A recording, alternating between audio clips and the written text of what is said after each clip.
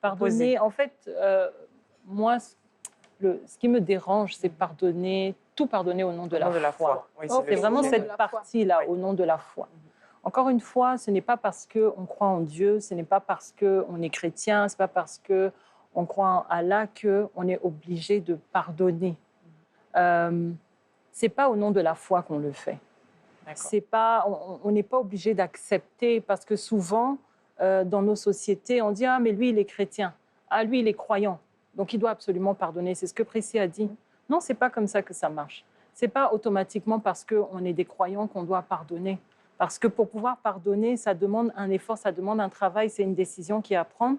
Avant même d'être chrétien, d'être croyant, on est d'abord des êtres humains et on a des sentiments qui sont très forts. Donc, dépendamment de l'acte qu'on aura posé, est-ce qu'on arrive à pardonner parce qu'on est croyant? Je ne pense pas.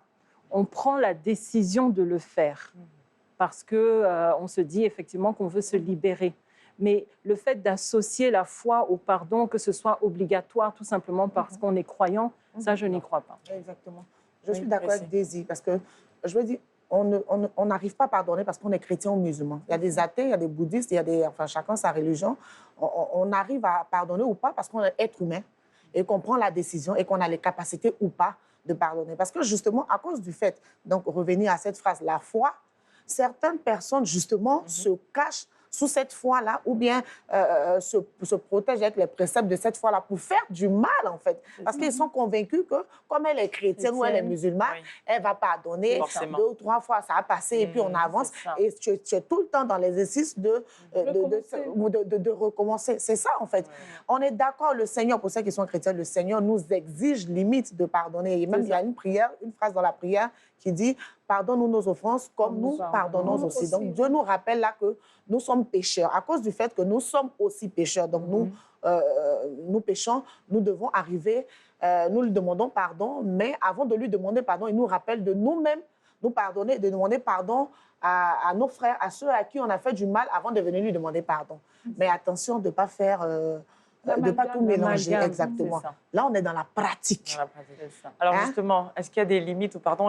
Quelles sont les choses qui sont pardonnables et les choses qui ne le sont pas?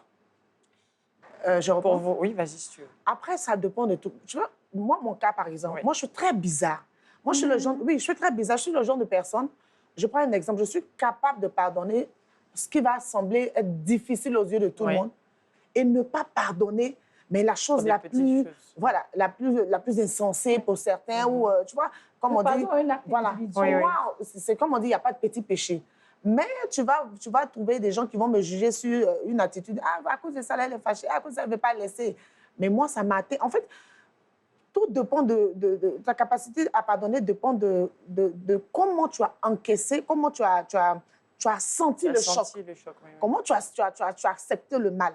C'est comme ça que ça se passe. Donc, je ne pourrais pas définir exactement le type de péché ou d'acte que je ne pardonne pas, mais tout passe sur mon ressenti.